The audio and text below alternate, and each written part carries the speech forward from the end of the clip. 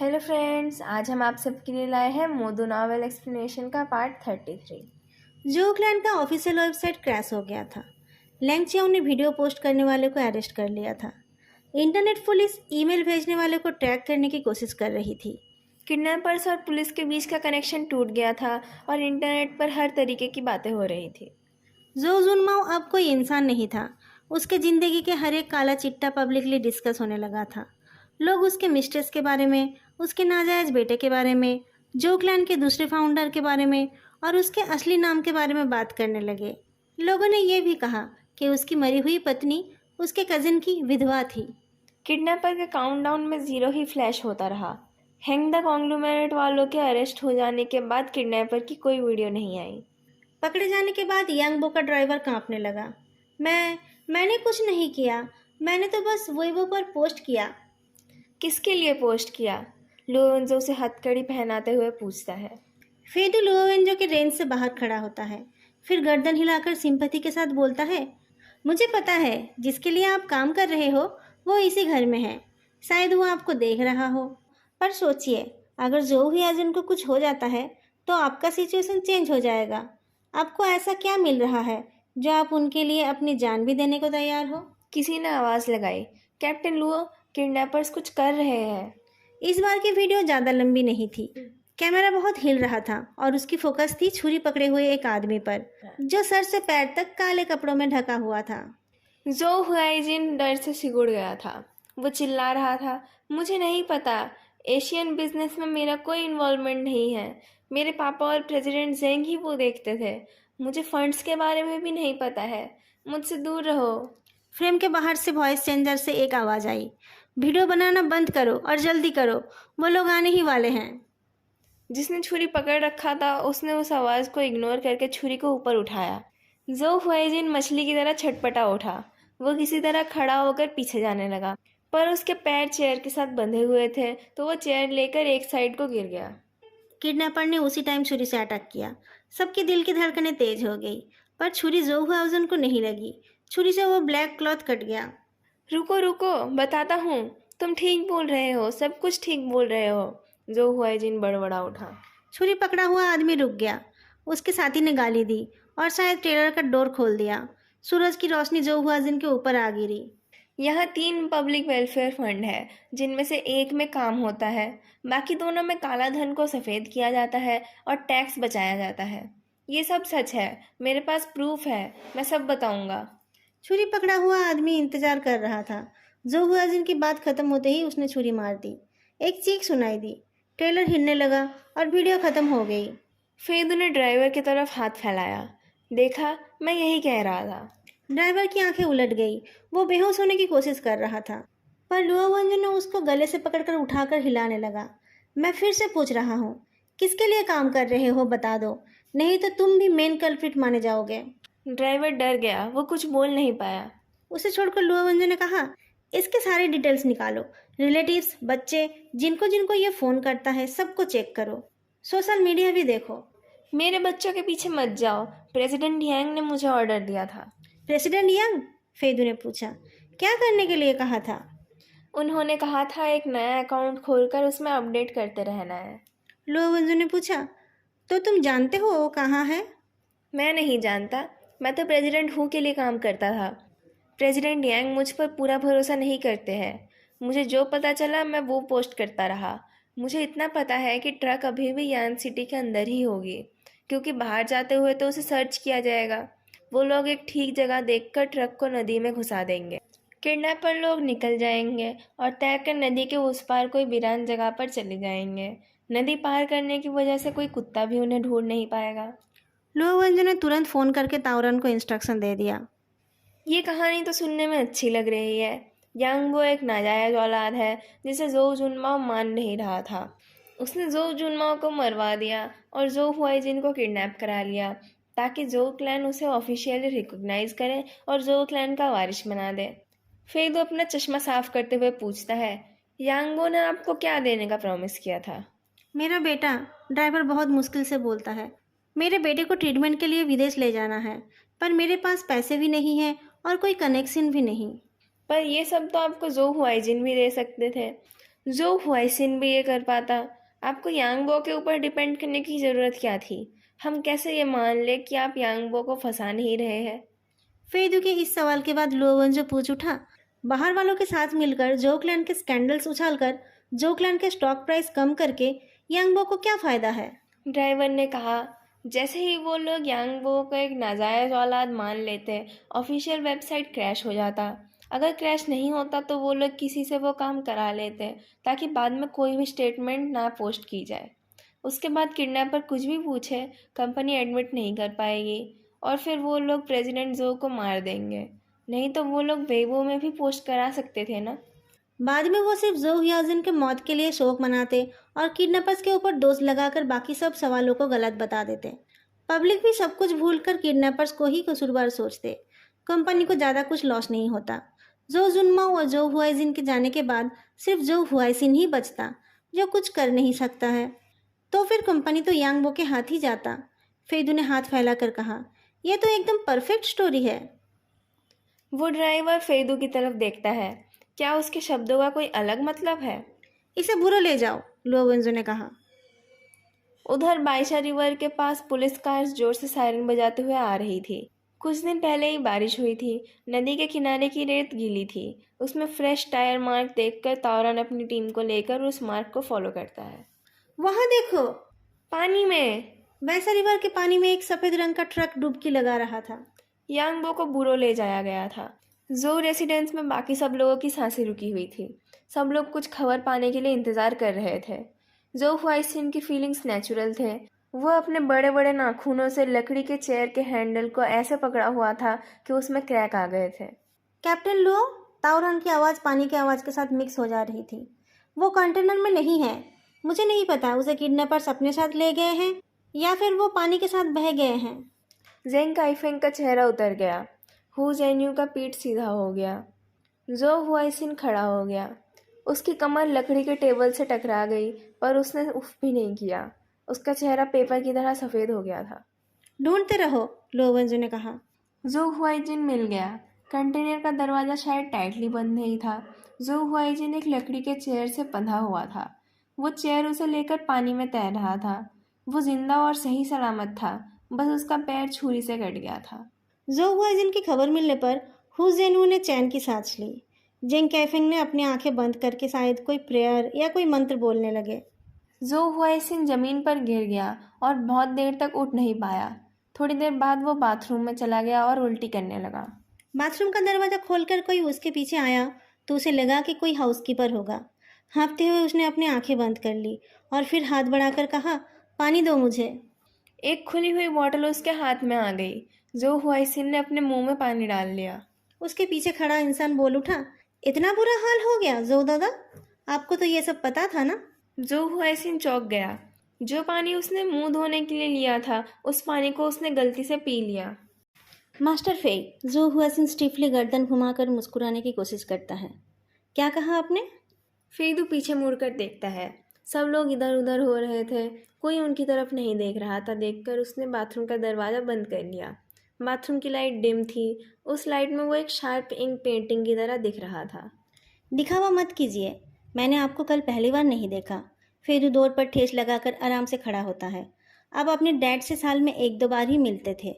आपको family property या जायज़ नाजायज़ बेटों से भी कोई मतलब नहीं है। कल से आज तक आपने बस उस टाइम सच बोला है जब आपने प्रेसिडेंट हु का फ़ोन छीन लिया था। जो हुआइसिन सिंक के सहारे खड़ा होकर फेदू को देखता रहा।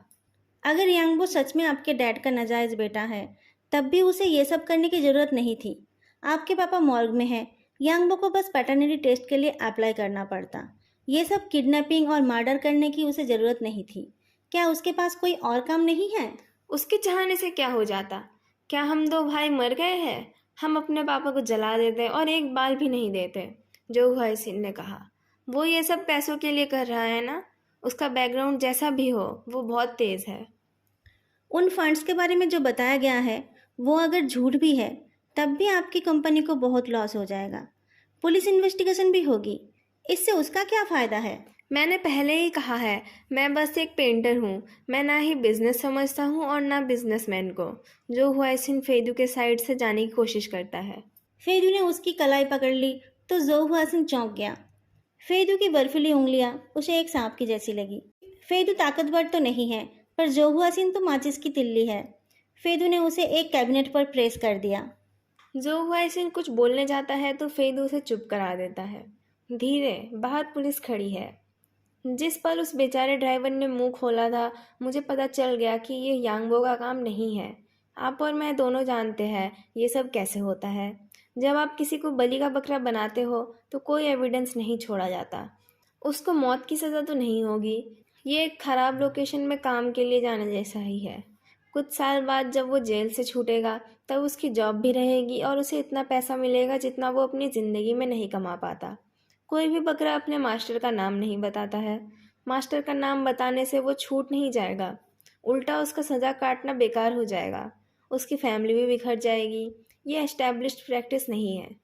जो हुआसिन मुश्किल से बोलता है, मुझे आप लोगों की एस्टेब्लिश्ड प्रैक्टिस के बारे में नहीं पता। शरीफ मत बनिए, फेदू गर्दन हिलाता है।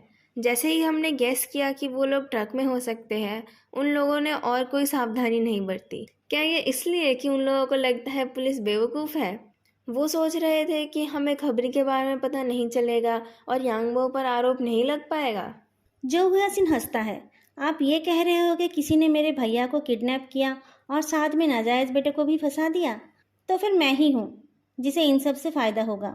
मुझ पर शक है तो पुलिस को क्यों नहीं बता रहे हो? फेदू उसका हाथ छोड़ देता है। जो हुआसिन फेदू पर हंसता है। अगर मैं तुम्हारी वजह से जेल गया तो मैं वापस आकर खेलूंगा। ये एक बहुत बड़ा गेम है और मैं एक बहुत अच्छा प्लेयर हूँ। फेदू एक गहरी सांस छोड़ता है। जो हुआसिन मुस्कुराकर पूछता है, क्या हो गया? क्या तुम्हें अफसोस हो रहा है कि तुम अभी तक मेरे साथ नहीं सोए हो? मैं आपको हजम नहीं कर पाऊंगा। नेचुरली, जो हुआसिन प्राउडली बोलता है। तुम्हारे जैसे पुराने ख्यालात वालों मेरे जैसे मॉडर्न। मैं आपके जैसे अपने आप को सबसे अच्छा सोचने वाले, जो सोचता है कि वो बुद्धू बनने की एक्टिंग कर रहा है जबकि वो सच में बुद्धू है, इंसान को हजम नहीं कर पाता हूँ। फेदू टोकते हुए बोलता है। जो दादा, क्या आपका बड़ा भाई जो जुनमाओ का अपना बेटा है? आपके साथ उनका रिश्ता कैसा है? जो हुआसिन की हंसी स्टीफ हो गई। उसके हाथ भी कैबिनेट के ऊपर टाइट हो गए। अजीब है मास्टर फे। अभी तो तुम बोल रहे थे कि मैंने अपने भाई को किडनैप करके उस कुत्ते को फ्रेम किया है। अब तुम मेरे भाई के साथ मेरे रिश्ते के बारे में क्यों पूछ रहे हो? मेरी खूबसूरती से तुम्हारा दिमाग खराब हो गया है क्या? जब किडनैपर्स ने पहला क्वेश्चन पूछा था और आपने प्रेसिडेंट हु का फ़ोन छीन लिया था, तब उन्होंने आपके कंपनी के ऑफिशियल वेबसाइट में लॉगिन कर लिया था। वही तो। हुजैनू अपने आप को शांत दिखा रहा था, पर वो इस बात को एक्सपोज करने के लिए रेडी था। मुझे तो उससे पहले वो काम करना ही था, तभी तो मैं शक से बाहर रहता। जब मैंने आपको कहा उनके सवालों से सावधान रहने के लिए, तब तो आपने मेरी बात सुन ली थी। फिर क्या हो गया? फेदू ने बहुत धीरे से कहा। क्योंकि आपने उनका मूवमेंट देख लिया था।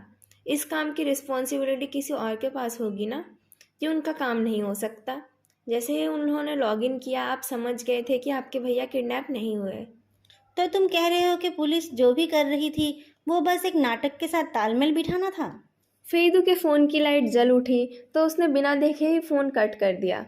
वो दो किडनैपर्स को बिजनेस के बारे में इतना कुछ पता है, कैसे बिजनेस कंपटीशन को यूज़ कर सकते हैं, कैसे पब्लिक ओपिनियन क्रिएट कर सकते हैं। तो फिर हेंगदा कॉन्ग्लोमेरेट के पकड़े जाने पर उन लोगों ने और कोई प्रिकॉशन क्यों नहीं लिया? बाइशा रिवर का वैली इतना बड़ा है और वहाँ ज़्यादा लोग भी नहीं हैं। वहाँ गाड़ी चेंज की थी ये तो ठीक है, पर फिर वो लोग वहीं पर क्यों रह गए? बाइशा रिवर तो शहर के अंदर ही पड़ता है। उसके बाद और कोई चेक पॉइंट्स नहीं है। किडनैपिंग होने के 2 घंटे बाद पुलिस को खबर मिली। तब तक तो वो लोग कहीं जाकर छुप सकते थे। किडनैप करने वाला क्या इतना गरीब था कि एक घर भी नहीं किराए में ले सकता था? उस ट्रेटर को क्यों प्लांट किया गया था? ताकि किडनैपर्स भाग सके या फिर हम टाइम से आपके भाई को बचा सकें? आपके भाई ने भी उनको डराया नहीं या फिर उनको खरीदने की कोशिश नहीं की। वो बस जवाब देते गए। 2 किडनैपर्स थे, उनके पास हथियार भी थे, फिर भी आपके भाई सही सलामत मिल गए। जो हुआसिन का चेहरा सफ़ेद हो गया। उसने कुछ बोलने की कोशिश की। फेदू ने उसे टोक दिया। हाँ, किडनैपर्स ने हेंगदा कॉन्ग्लोमेरेट को कांटेक्ट किया था और उन लोगों ने इस चीज़ को प्रमोट किया। आप ये कह सकते हो कि उन्होंने बाइशा रिवर को चुना क्योंकि वो उस जगह को अच्छे से जानते थे। आपके भैया समझ गए थे कि किडनैपर्स जोऊ क्लैन को तबाह करना चाहते थे, तो उन्होंने अपनी जान बचाने के लिए उनके साथ कोऑपरेट किया। उनकी किस्मत अच्छी थी कि वो बच गए, पर इतने सारे कोइंसिडेंट और प्रेसिडेंट हू के बर्ताव की वजह से ही मैं इस नतीजे पर पहुंचा। जो हुआसिन बहुत देर बाद बोलता है, प्रेसिडेंट फे, आपका इमेजिनेशन तो वाकई कमाल का है।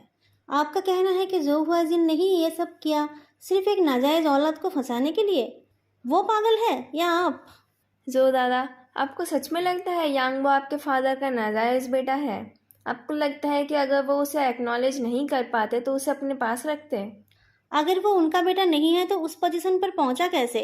जो हुआसिन चिल्ला उठा, अपना शरीर बेचकर? मैं भी जानना चाहता हूँ, क्या वो उसी का रिपोर्ट है? आपको नहीं पता ना, आपके भाई ने ही वो आपको दिखाया था। तो तुम कह रहे हो कि भैया ने ऐसे ही एक बेटा बना दिया? जो हुआसिन हंसने लगा। इससे अच्छी कहानी तो वो थी कि मैंने ही भैया को किडनैप कराया था। तुम रिपोर्ट करना चाहते हो तो कर दो, पुलिस इन्वेस्टिगेट करना चाहे तो करे, आई डोंट केयर। बाप के मर जाने पर जो प्रमोशन और दौलत मिलती है उसका जवाब नहीं। फिर वो फेदू को हटाकर वॉशरूम का दरवाज़ा खोलकर निकल जाता है। फिर वो पुलिस से बोलता है, आप मुझसे कोऑपरेशन चाहते हैं ना? ठीक है, मैं आपके साथ बुरो चलूँगा, पहले अपना मेकअप उतार लूँ। फेदू भी धीरे से बाथरूम से निकल आया। उसकी नज़र जो हुआसिन पर थी। तभी किसी ने उसका कंधा थपथपाया। केस में इन्वॉल्व आदमी के साथ बाथरूम में सीक्रेटली बात कर रहे थे? लोवेंजो ने उसकी आंखों में देखकर कहा। इसका एक रिटन एक्सप्लेनेशन देना। और तुमने मेरा फ़ोन क्यों नहीं उठाया? फेदू ने मुस्कुराकर कहा, आपने मुझे चीट करते हुए पकड़ लिया कैप्टन लुओ। फेदू? लोवेंजो आहें भरते हुए फेदू के ठुड्डी पकड़ता है और फिर उसके कान में बोलता है, तुम्हें पता है जब तुम ऐसा करते हो तो कितना अनोइंग लगते हो? फेदू हैरान होकर देखता है। अगर तुम्हें तुम्हारे हाथ का चिकन लेग किसी और से शेयर नहीं करना है तब सबके सामने जाकर चुस्कियाँ लेना अच्छी बात नहीं है। ये तो बेसिक मैनर है। क्या किसी एडल्ट ने तुम्हें ये नहीं सिखाया? लोवेंजो बात करते करते अपने हाथ को फेदू की कमर तक ले गया। उसने उसे छुआ या नहीं ये समझ नहीं आया।